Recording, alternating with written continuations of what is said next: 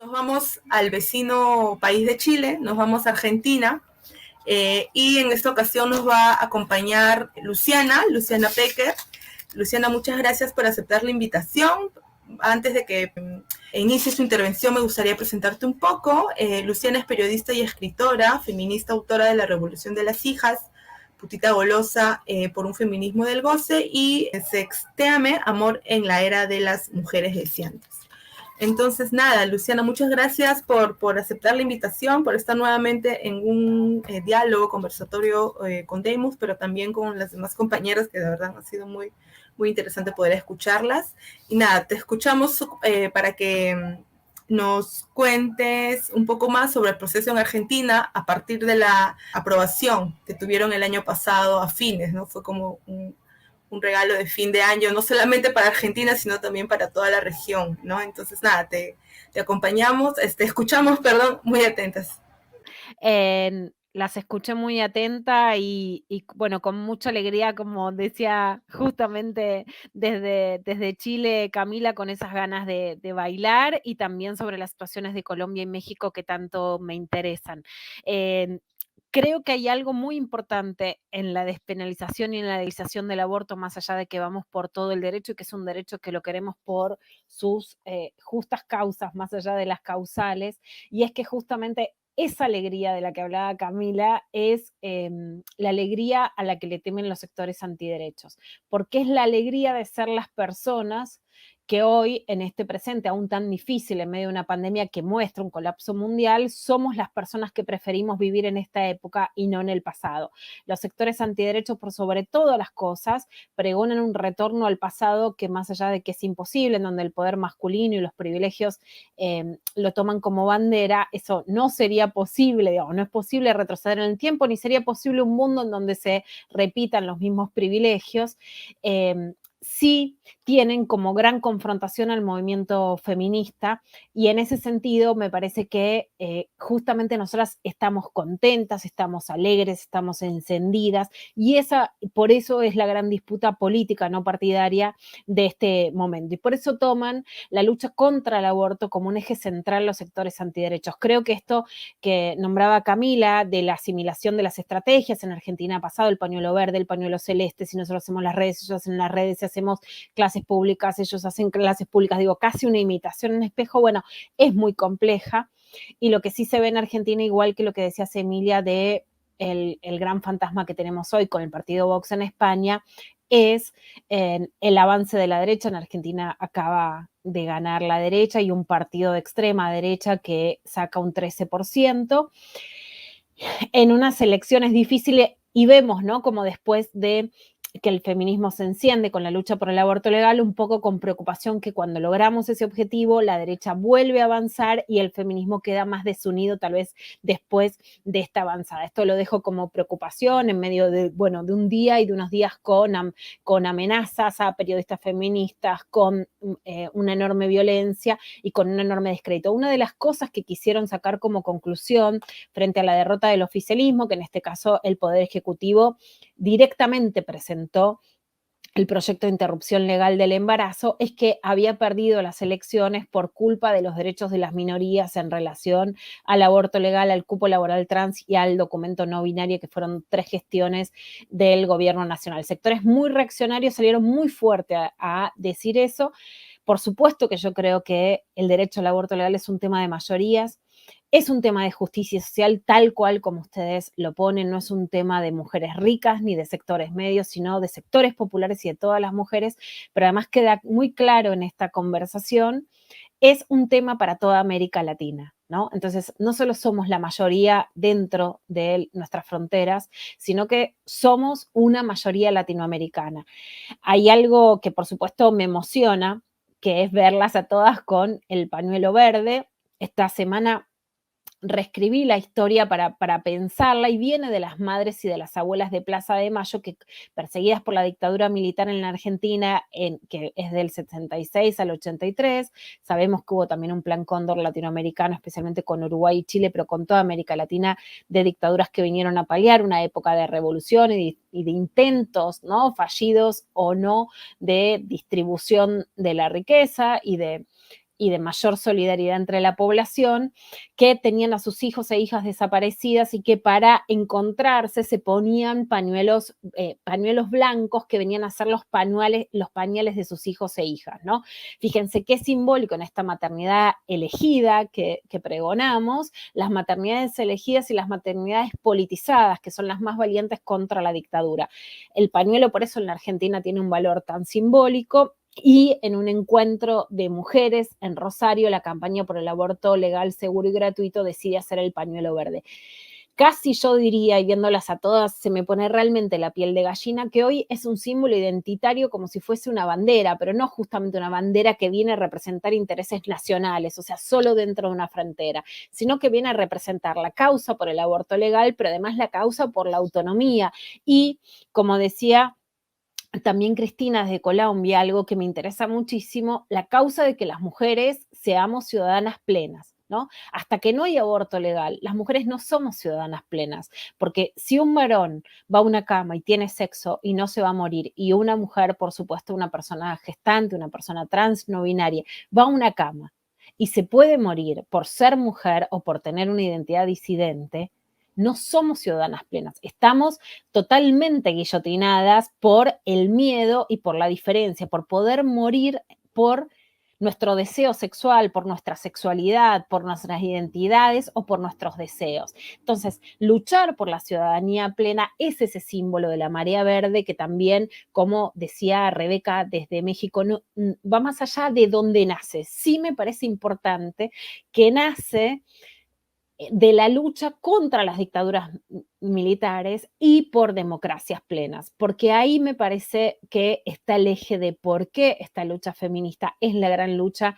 ante el avance fascista, porque la democracia plena no puede ser sin nosotras, y esta bandera verde que nos hermana, que es una marea tan importante, va por un mundo en donde todavía lo que queremos es decir, encontrémonos la próxima porque vamos a tener buenas noticias, frente a un mundo pandémico en donde vemos el mundo colapsado y que la única opción de las derechas es, por ejemplo, reivindicar, como pasó ahora justamente con Vox o con la alcaldesa Ayuso de Madrid, la conquista española por sobre América Latina. O sea, fíjense qué disyuntiva que tenemos, ¿no? Entre estas dos cosas. Creo en ese sentido que es importante entendernos cada vez más como latinoamericanas y estar cada vez más atentas ante estos avances de las derechas. Y también creo que es justamente porque parte de nuestra potencia es una sexualidad libre y diversa y gozosa, ¿no? Donde el goce es una bandera y esa bandera no puede estar frente al miedo a ir presas o a morirnos. Más allá incluso de que no, digamos, de que las cifras de mortalidad y de penalización, aun cuando son graves, no es que lleguen a todas las mujeres que abortan, pero aun cuando no todas tengan como castigo la cárcel o la muerte, todas vivimos bajo esa sombra, ¿no? Y esa sombra es algo que impide la ciudadanía plena, el goce y por lo tanto también la posibilidad de ejercer nuestros derechos democráticos. Yo hablo también de la revolución de las hijas porque es una revolución de las jóvenes, las hijas en un sentido político, colectivo, también singular, y porque dejarle a las hijas o a las generaciones que vienen, ¿no? Un mundo cuando Camila recién habla y dice, bueno, digamos, ¿qué hace Pinochet? Y justamente no este lazo tan latinoamericano. En su última actitud antes de tener que dejar el gobierno es condenar a las mujeres, ¿no? Es como el último gesto del verdugo. ¿Y qué hacen las madres de Plaza de Mayo? Luchan con un pañuelo en la cabeza y retoman entonces la campaña por el aborto legal, este pañuelo que es la lucha democrática versus la lucha de la dictadura. Y las dictaduras entendieron que ese goce de las mujeres, esa pretensión de que nuestros cuerpos sean libres y de que nuestras maternidades sean deseadas es el mayor enemigo de quienes nos pretenden sumisas y quienes pretenden a sociedades completamente sosegadas, ¿no?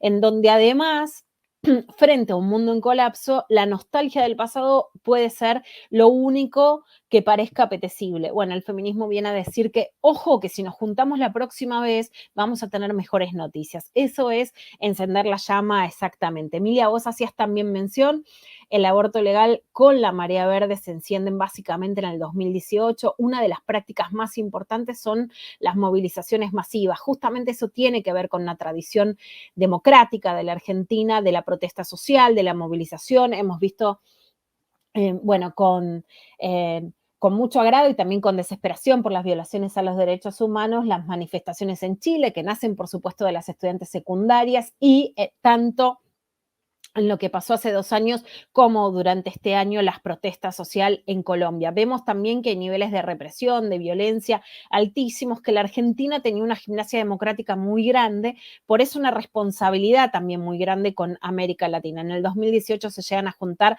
más de 1 millón, especialmente de jóvenes, por eso es que hablamos y hablo y escribí el libro sobre la revolución de las hijas, porque es un fenómeno también muy protagonizado por jóvenes, también en una así como Chile nos viene a enseñar, ¿no?, el impulso de los pueblos originarios en la participación política y esta salida con la Asamblea Constituyente. Bueno, por ejemplo, el promedio de edad de senadoras y senadores durante el 2018 es de 57 años, la participación de las jóvenes eran menores de 20, o sea, quienes decidían por ellas tenían el doble, habían vivido por lo menos el doble de su vida para poder llegar a decidir por ellas, ¿no? Aún las mujeres. Entonces, esas democracias completamente adultocéntricas también son democracias que sacan a las jóvenes de la calle y de su nivel de protagonismo y de decisión. En este sentido, el primer logro es que en diputados se logra el primer avance con la media sanción del aborto legal, pero se frena en el Senado de la Nación por un lobby conservador, por un lobby claramente del Vaticano, y bueno, y de ahí podemos sacar algunos aprendizajes. Era muy difícil sacarlo en la pandemia por las restricciones sociales, porque el feminismo queda menos movilizado. Ahí sí fue importante la articulación con un poder ejecutivo decidido a apoyar el aborto legal y sí también, si bien el movimiento argentino tiene como gran logro la movilización juvenil y la movilización en las calles sin lugar a dudas, bueno, también poder articular con lo que vulgarmente se llama la rosca política o algunas funcionarias y diputadas claves con mucha decisión y voluntad política para hacerlo. Probablemente vemos que en un avance de la derecha muy claro, electoral en la Argentina, no hubiera sido posible sacarlo en otro escenario electoral. Entonces, si la conjunción entre un movimiento autónomo, horizontal, movilizado y la decisión y la voluntad política con las políticas, tanto en el poder legislativo como en el poder ejecutivo, fue fundamental y ahí creo que una de las lecciones que podemos tomar es claramente la unidad entre movimientos feministas populares, autónomos, callejeros y la incidencia política muy clara también, ¿no? Es una de las lecciones que podemos sacar. Otra de las lecciones es aprender de los fracasos, ¿no? En general, eh, los varones o los partidos políticos no saben aprender de los fracasos y en cambio creo que las feministas sí. ¿Cómo se hizo? Estoy leyendo que es para Camila y para todas. Bueno, para enfrentar a los grupos moralistas es muy difícil, hay que generar distintas estrategias también con la televisión, con lo mediático, con las redes sociales. Yo creo que en algún momento en Argentina lo logramos y es por eso que pudimos avanzar. Ahora un poco lo que sí veo es que una vez logrado el objetivo en común del aborto legal, han logrado estos grupos volver a avanzar tal vez con otros argumentos, ¿no? También fue una subida en la calidad democrática. En el 2018 hubo 750 oradores y oradoras. Yo también estuve en el Congreso de la Nación y ese debate fue absolutamente democrático y de un gran nivel. Entonces la argumentación académica, la argumentación científica, la argumentación militante, las innovaciones a la hora de presentar el tema fueron fundamentales, ¿no? Las alianzas de todo tipo, el interés de las mujeres y de las jóvenes por ver qué decían los políticos, ¿no? Hay un canal que transmite Diputados TV, los discursos políticos, y tuvo el rating más alto durante las sesiones del aborto legal y que además se daban por pantalla gigante en la calle. O sea, nunca la política fue tan escuchada como durante el aborto legal y además sí claramente saber qué decían, ¿no? Por eso es claramente un ejemplo de ciudadanía plena y de avance frente a la política, de saber de lo que estamos hablando. Les quiero contar, bueno, alguna de las razones de cómo está funcionando el aborto legal en la Argentina. Está funcionando plenamente, por supuesto siempre tenemos críticas, pasa lo mismo en Uruguay, que una vez que lo conseguimos tenemos críticas a su funcionamiento. El mayor obstáculo han sido los amparos para que se derogue y se tome como inconstitucional. Entonces, en relación a lo que decía la compañera chilena, cuando dicen que no es constitucional, bueno, entonces después no vayan a decir que no es constitucional a los tribunales, defendamos que sí es constitucional, porque una vez que lo aprueba el Poder Legislativo, después quieren decir, más allá de que en cada país tenga connotaciones distintas, después quieren decir que no es constitucional. Por eso también es tan importante este respaldo desde México. En Argentina, la Corte le había dado un respaldo muy fuerte en el 2012 con lo que se llama el fallo FAL, un poco en relación a lo que había ya pasado también en Colombia, que también nos relató la compañera, pero en otra conformación de la Corte, en donde estaba, bueno, una feminista histórica, Carmen Argibay, integrante de un tribunal de corte en La Haya, que había juzgado los delitos de violencia sexual y que decide generar un fallo más parecido a generar los abortos no punibles o lo que ahora conoceríamos como abortos por causales. La Corte actual no sigue esa tradición y entonces está esquivando decir que el aborto es constitucional, y esto genera un montón de amparos en las distintas provincias, especialmente las más conservadoras, que hay mucha diferencia entre provincias y en Argentina. Suponemos que se va a terminar llegando a un fallo de la Corte que diga que es constitucional, pero en la nueva conformación de la Corte hay mucho conflicto entre la justicia y la política en la Argentina, están esquivando, y estos fallos sí que entorpecen la situación. Después el Poder Ejecutivo está respondiendo al Ministerio de Salud para cumplir el aborto legal, más allá de los obstáculos que sabemos que presentan los grupos antiderechos. No tenemos las cifras totales de mortalidad todavía, pero no ha trascendido, salvo un caso de mala praxis que tenía que ver con otra cosa, hasta donde sabemos, ni un solo caso de muerte reportada por un ejercicio de aborto legal y seguro. La Argentina venía con cifras de 46 muertes por aborto, de 29 muertes por aborto por año, y claramente esto es un salto en la salud pública, como vos decías, Emilia, por eso es una cuestión de salud pública, además de la amenaza, ¿no?, a la salud pública. O sea, la muerte no solamente es lo que significa en las mujeres a las que se les quita la vida por la clandestinidad, sino además, como sabemos, en que sean muertes evitables. Si podemos comparar, como ya la Argentina había hecho y toda la región tiene que hacer, con Uruguay, donde no hay muertes por aborto al ser el aborto seguro, igual que las cifras que nos da la Ciudad de México, podemos sí decir que es claramente un caso de salud pública, porque no solamente que se evitan las muertes, sino que las muertes son evitables. Entonces es como decir, bueno, tenemos la vacuna frente al coronavirus y no las damos, ¿no? No es lo mismo una muerte que no podemos evitar que una muerte que pudimos evitar. Y por supuesto lo que además genera el fantasma de la muerte. El Día de Acción por la Salud de las Mujeres, el 28 de mayo, se presentó el protocolo para la atención integral de las personas con derecho a la interrupción voluntaria y legal del embarazo, que es la ley 27.610 en la Argentina. Fue una muy buena noticia que los sectores antiderecho, por supuesto, repudiaron, porque de hecho hubo intentos de que el proyecto de ley, después de aprobado en diputados, volviera a diputados para cambiar su letra chica, porque básicamente de lo que más se quejan es que el plazo en la Argentina quedó de 14 semanas, pero se dejó que por causales sí se pudiera extender el plazo. Ahora en la provincia de Salta tuvimos un hecho, digamos, preocupante, porque una médica fue encarcelada por generar un aborto después de ese plazo, en donde aludían a que la persona que se había realizado el aborto no había dado el consentimiento. Lo vemos más como una maniobra que intenta penalizar a una médica que cumplía con la ley, pero ese es el foco que más discuten los sectores conservadores. Se se habló de negociar un poco en ese sentido cómo iba a quedar regulada la ley, pero la ley quedó regulada de la manera más amplia posible y más progresista posible, más a favor de los derechos de las mujeres. En algún sentido podemos verlo, por ejemplo, que queda como una ley mejor a la actual ley de Francia, ¿no? O de España, o sea, leyes que marcan un camino realmente de avanzada. No es una ley chica que nos deja con pocos derechos, sino que es una ley grande, incluso en este sentido del plazo, mejor que la uruguaya porque se hace después y con menos obstáculos, ¿no? Pero sí es una ley marco para el resto de América Latina, que no solo es bueno lo que se aprueba, sino que es todavía mejor lo que queda reglamentado. El protocolo se llama Protocolo para la atención integral de las personas con derecho a la interrupción voluntaria del embarazo. La aprobación fue el 30 de diciembre del 2020, la promulgación por el Poder Ejecutivo fue del 14 de enero del 2021 y el protocolo para ver cómo se implementaba en el Ministerio de Salud de la Nación fue el 28 de mayo en este día tan especial, ¿no?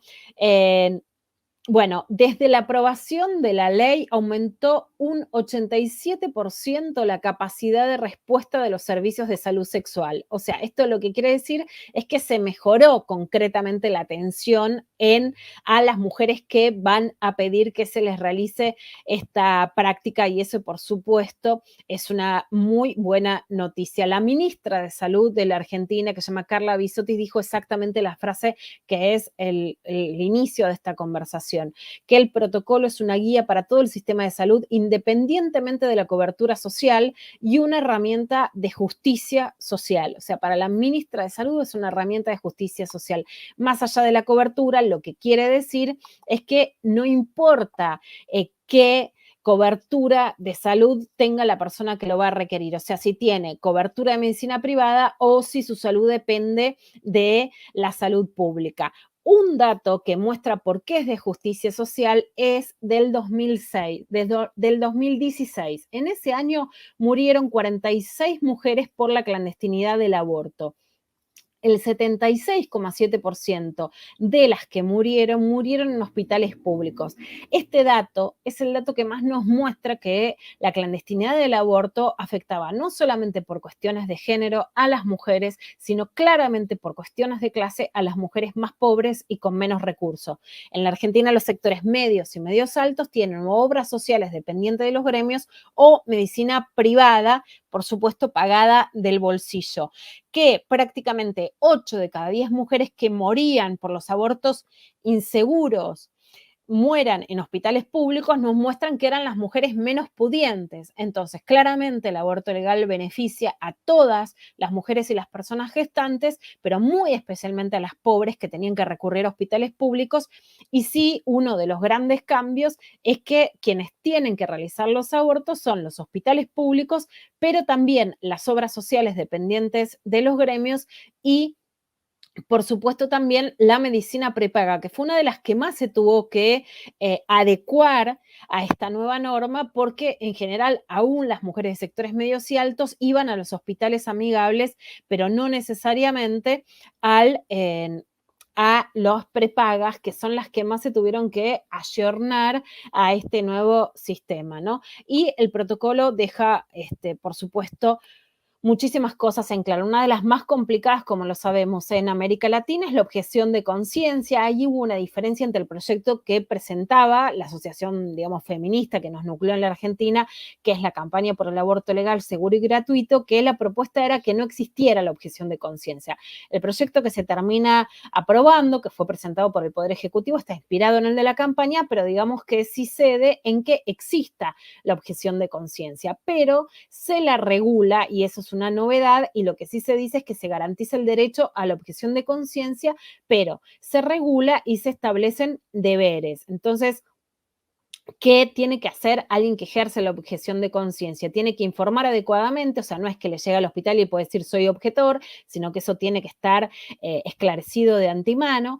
Tiene que derivar con un acompañamiento para garantizar la práctica, o sea, no puede impedir la práctica y tiene que realizar la atención posaborto. Y por supuesto, no pueden dejar a su suerte a la paciente, sino que tienen que acompañarla y no se puede obstaculizar, ¿no?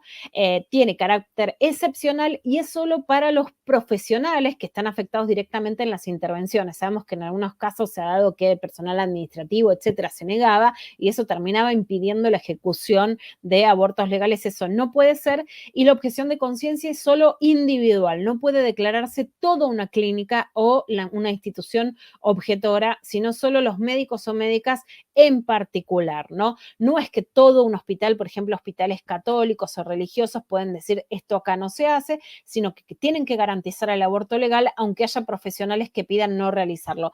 Esto fue uno de los puntos, digamos, que se lograron en la ley porque querían los sectores religiosos que haya directamente instituciones de salud que se declararan objetoras y que entonces en esas instituciones no se practicaran. Probablemente en la práctica esto va a suceder y hay instituciones a las que uno puede eludir y otras que son amigables, pero lo que garantiza Valeria Isla, que es la coordinadora del programa de salud sexual y procreación responsable del Ministerio de Salud de la Nación, es que se garantiza el derecho a la interrupción voluntaria y legal del embarazo con los mejores estándares de calidad clínicos y legales en todo el país.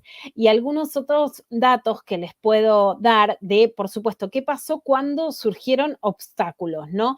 Entonces, se empezaron a hacer reclamos. Hay un 0800 de salud que en realidad se implementa en el 2010, que yo creo que sí, en ese sentido, es una estrategia muy, muy buena porque ha tenido muchísimos llamados y a partir de la masividad del feminismo, los llamados son cada vez más grandes. Cuando se presentan problemas, por ejemplo, les voy a dar algunos de los datos. Desde que entró en vigencia la ley, que fue desde el 24 de enero del 2021, se realizaron 2.543 consultas y se mejoró un 87% la capacidad de respuesta de los servicios de salud. Lo que se hace, por lo menos a diferencia del teléfono que recepciona las denuncias de violencia de género en Argentina, que es el 144, es que no solo se toma, digamos, no el reclamo, sino que se hace lo que se llama una secuencia, o sea, se hace un seguimiento hasta garantizar que la persona puede resolver el aborto legal, o sea, hasta que el aborto legal se concreta. Y después hubo denuncias en determinados organismos, por ejemplo, en defensa de las consumidoras, donde se realizaron 135 denuncias contra farmacias, prepagas y obras sociales, ¿no? Yo recuerdo el caso de Chile que en la primera presidencia de Bachelet, que Camila contaba que no se pudo implementar el aborto legal por causales, yo recuerdo que se retomaron las farmacias a vender la anticoncepción de emergencia. Bueno, también acá hay farmacias en Argentina, digamos, antiderechos que se niegan a vender, por supuesto, la medicación que es misoprostol. La Argentina está en falta, es todavía lo que nos faltaría reglamentar de una medicación que por lo menos en algunos lugares de Colombia, como Medellín, sé que hay, que por supuesto es la mifepristona, que completaría poder hacer a través de los abortos medicamentosos de la mejor forma y la menos dolorosa posible. Eso todavía no se logró en la Argentina, que, aunque tenga que ver con algo administrativo y que no sea legislativo, pero sí hay farmacias que se niegan a venderlo. En ese caso se denuncia a la Asociación de Defensas de las Consumidoras, que depende del Estado, y se logró que entonces tengan que cumplir con la venta. Por supuesto, eso pasa cuando las mujeres denuncian. En muchos casos irán a la farmacia, no lo comprarán, irán a otra, o puede existir un obstáculo que genere, ¿no?, alguna desilusión y entonces no seguir tocando puertas. Pero cuando se llama al Estado y se denuncia, sí se lograron resolver de 135 denuncias, 43 casos. Y en otro organismo público, que es la Superintendencia de Servicios de Salud, se presentaron 92 reclamos y se resolvieron 59 reclamos.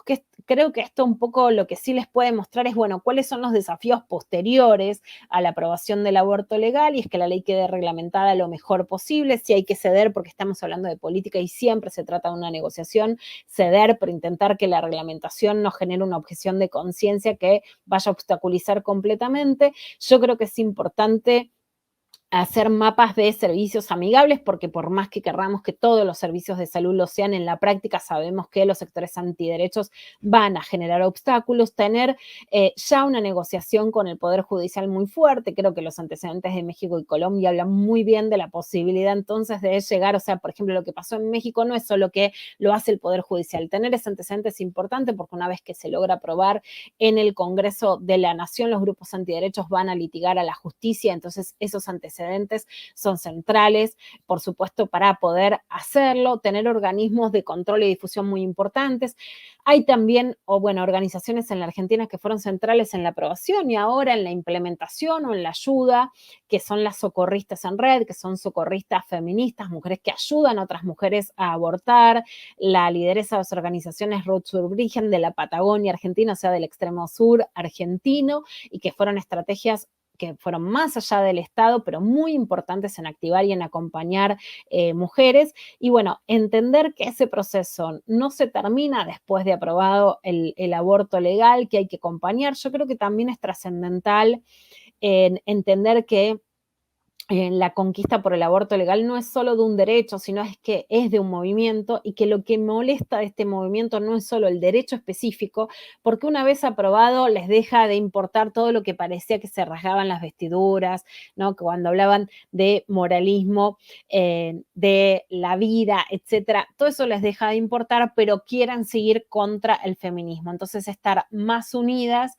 leernos comunicadas y más allá de todas las circunstancias que nos generó la pandemia, seguir movilizadas y profundamente unidas como latinoamericanas.